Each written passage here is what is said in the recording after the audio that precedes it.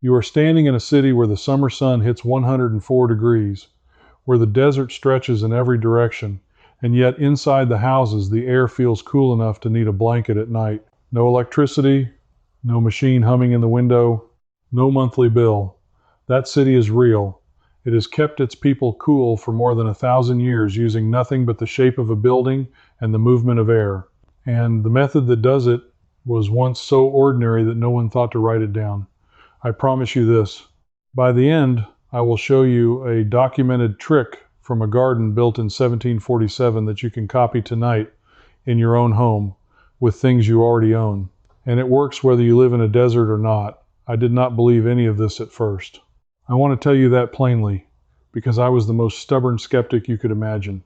For most of my adult life, I did summer the expensive way. I remember one July, standing in my kitchen with the back of my neck damp with sweat, listening to the air conditioner kick on for what felt like the 100th time that day. I remember the little jolt in my chest when the power bill came, $340 for a single month. I told myself that was just the cost of living. That comfort had a price, and the price was that number. I paid it every summer for years, and I never once asked whether my grandparents had paid anything close to it. They had not. And that is the part that still bothers me. Because the people who built that desert city I described did not have less comfort than I did. In many ways, they had more. Their homes stayed cool through the hottest hours of the day without a single moving part. And the reason we forgot how they did it is not that the method stopped working. It never stopped working. It works exactly as well today as it did 800 years ago. We just replaced it with something we could sell each other every month. Let me tell you where this begins. The city is called Yazd. It sits in the middle of Iran, surrounded by two deserts, one of them so harsh it is called the Desert of Nothing. In 2017, the United Nations named the old city of Yazd a World Heritage Site, and when I read the reason, I had to stop and read it twice.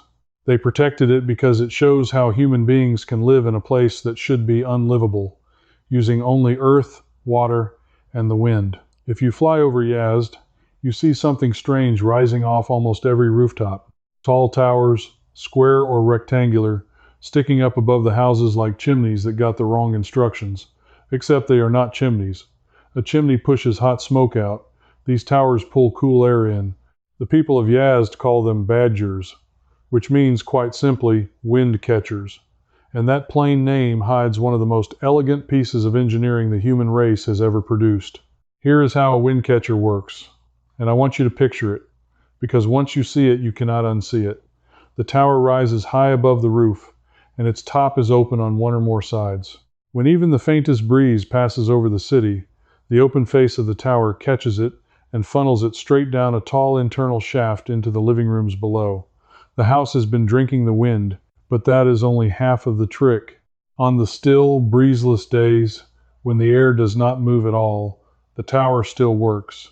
And it works because of a principle the people of Yazd understood long before anyone gave it a scientific name. Warm air rises.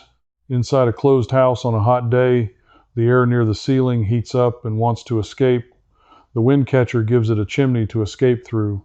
As that warm air climbs up and out of the tower, it pulls new air into the house from below, from the shaded courtyard, from the cool underground rooms. The house breathes on its own. Day and night, wind or no wind, the air keeps moving.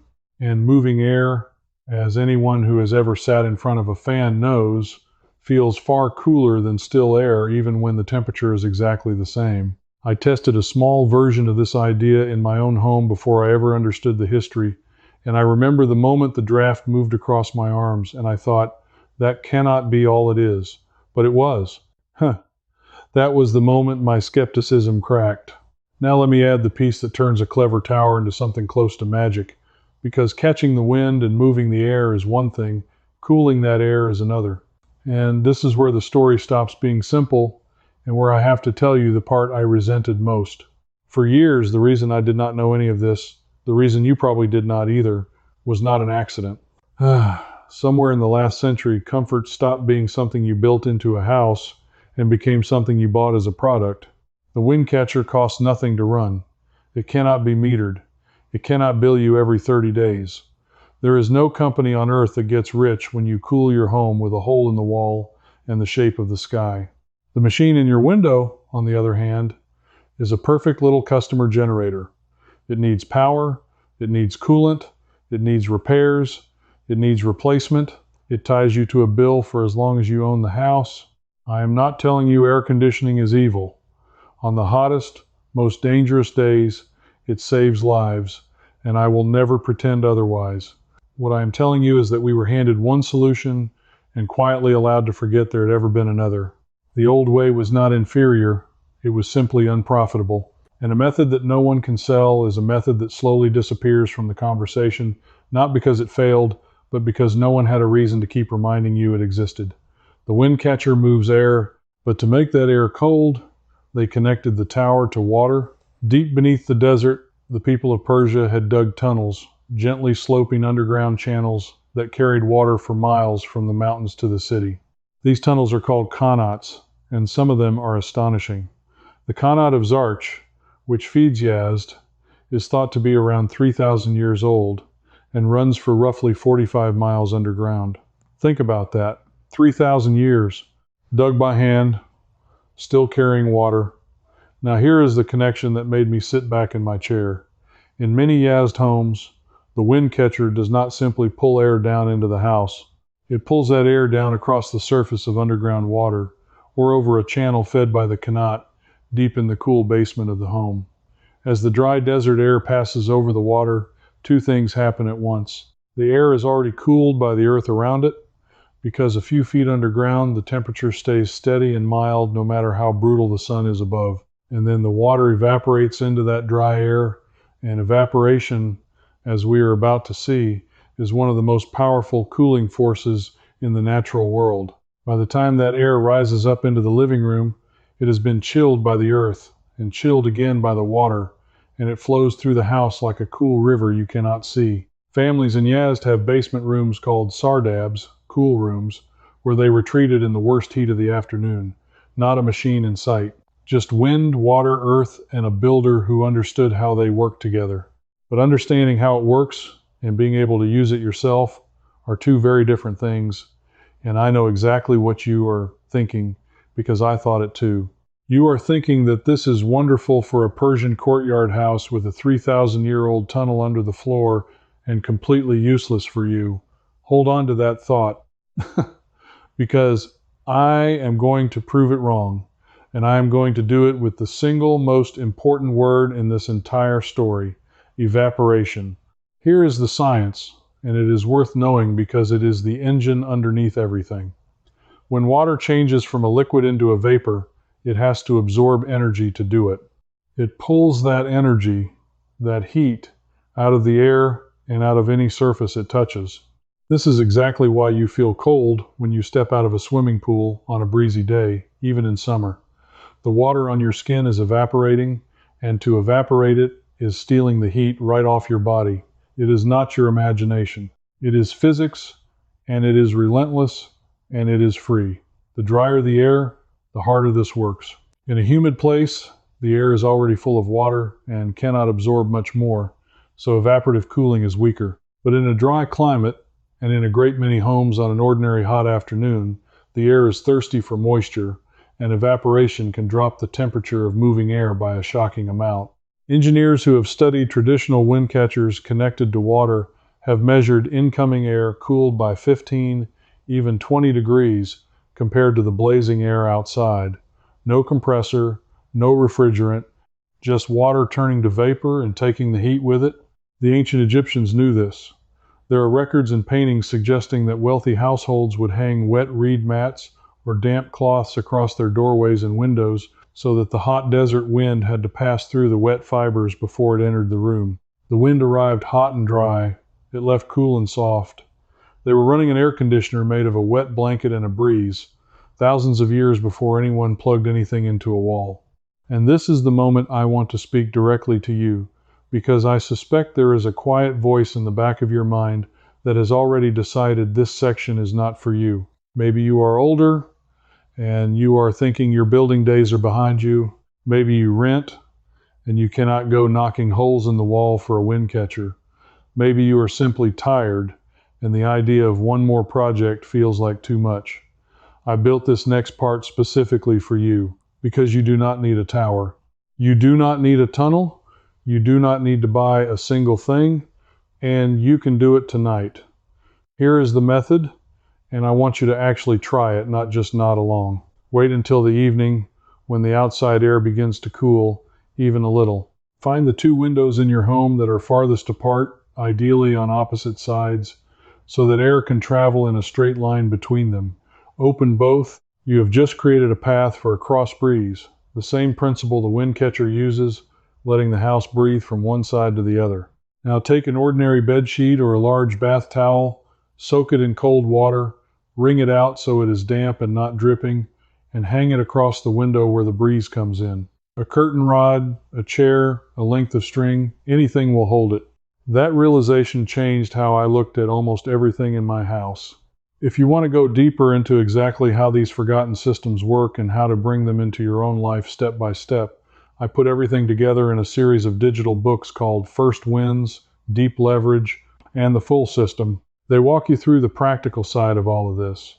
From the small things you can do tonight to the larger shifts that change how your whole home runs, written for people who are done paying for what they can do themselves. You can find the details in the description below this video. So let me get back to the cooling, because this is where the people of Yazd did something I genuinely did not expect. Now sit near the far window and wait. As the evening air moves through the damp fabric, it gives up its heat to the evaporating water, exactly as it did in those Egyptian doorways, and it arrives on your side, cooled and gentle. If you own a simple box fan, place it behind the wet sheet to push the air through, and the effect deepens because you have just turned that fan into an evaporative cooler for the price of a bowl of water.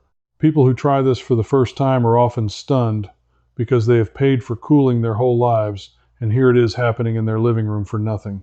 If hanging a sheet feels like too much, there is an even smaller version I started with. Fill a wide, shallow bowl or a baking pan with cold water, add a few ice cubes if you have them, and set it directly in front of a fan. The fan blows across the water, evaporation lifts off the surface, and the air that reaches you is noticeably cooler and more comfortable. It is not going to freeze your house. It was never meant to. But on a warm evening, it can be the difference between reaching for the thermostat and simply feeling fine, and every evening you feel fine without that machine is money that stays in your pocket. I did this on a July night on my back porch, a wet towel over the screen door and a secondhand fan behind it.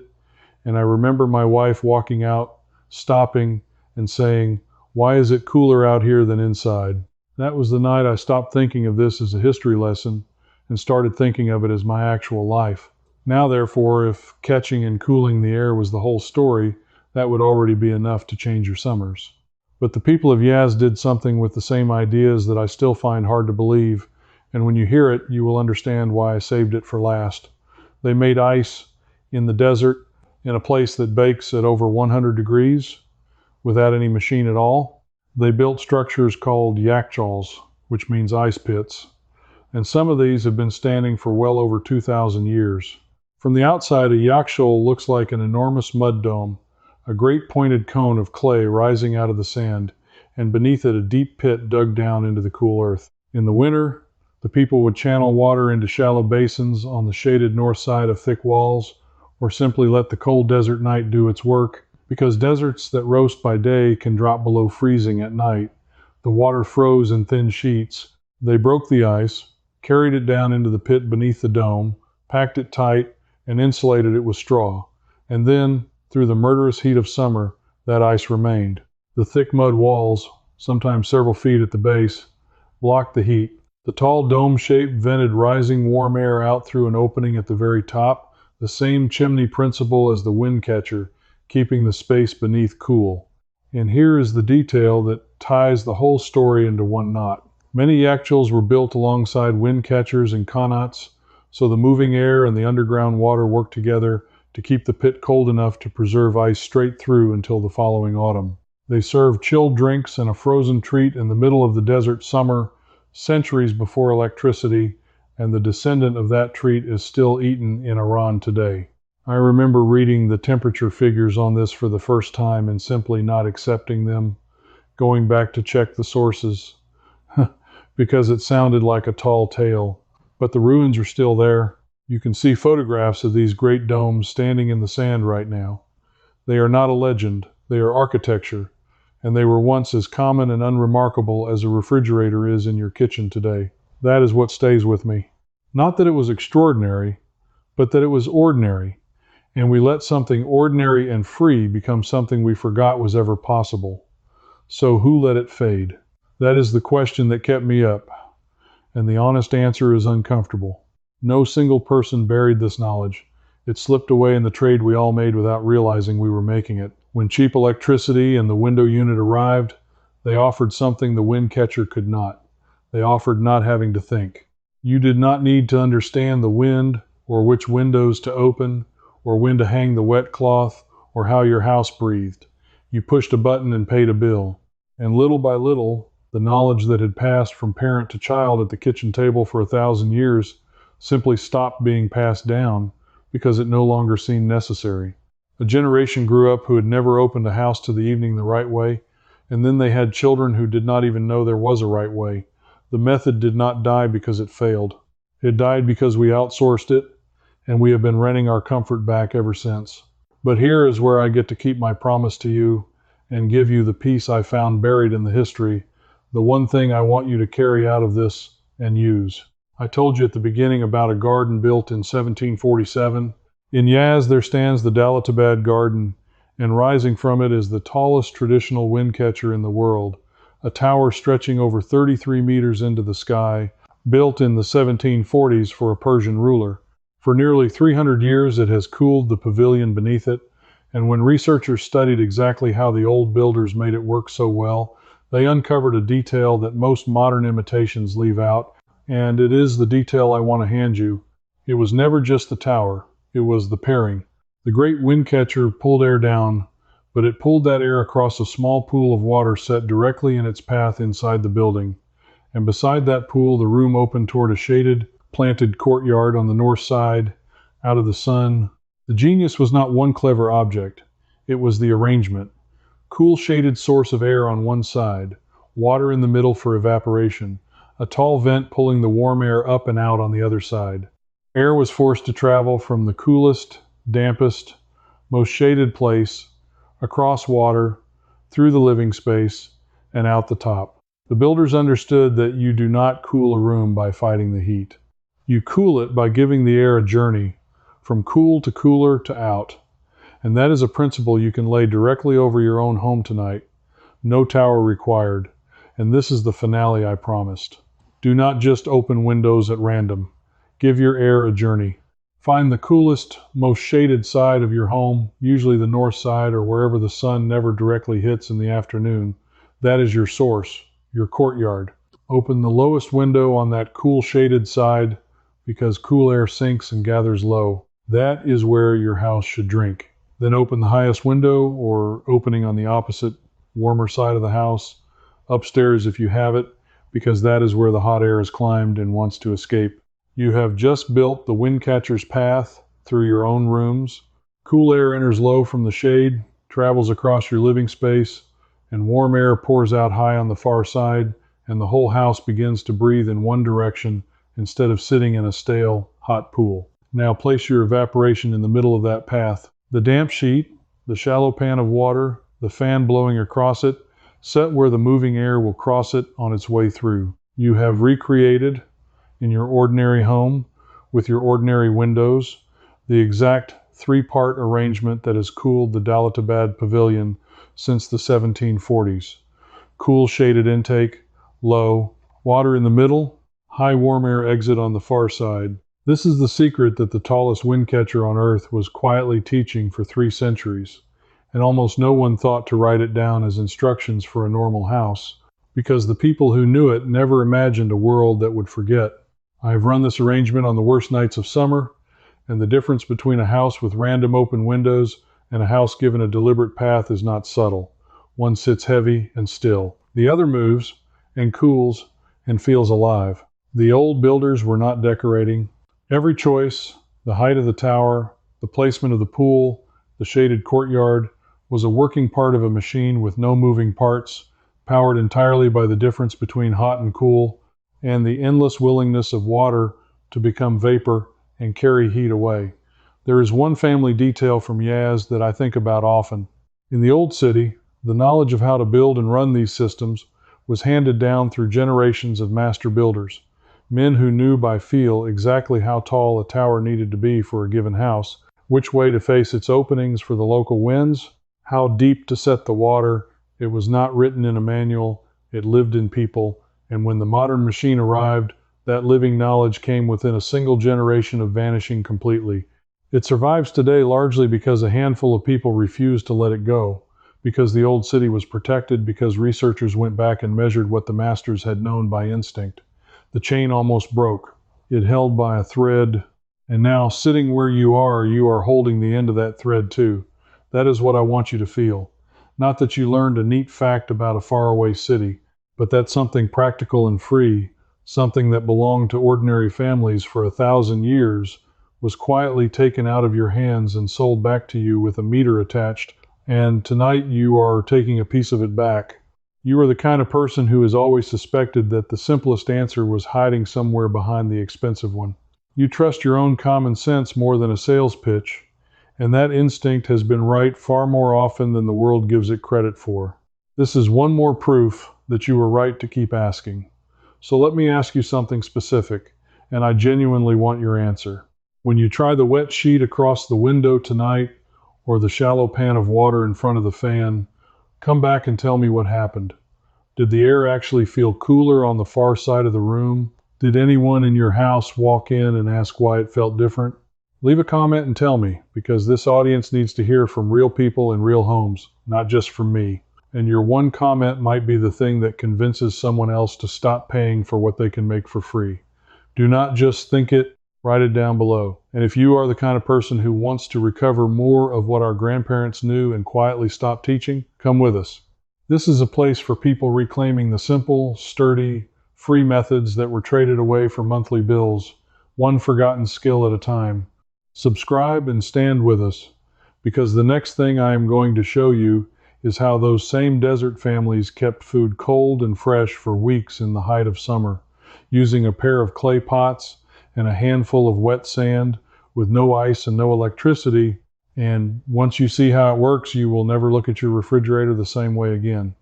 The wind was always free, the water was always free, the knowledge was always ours. All we ever had to do was remember how to let the house breathe.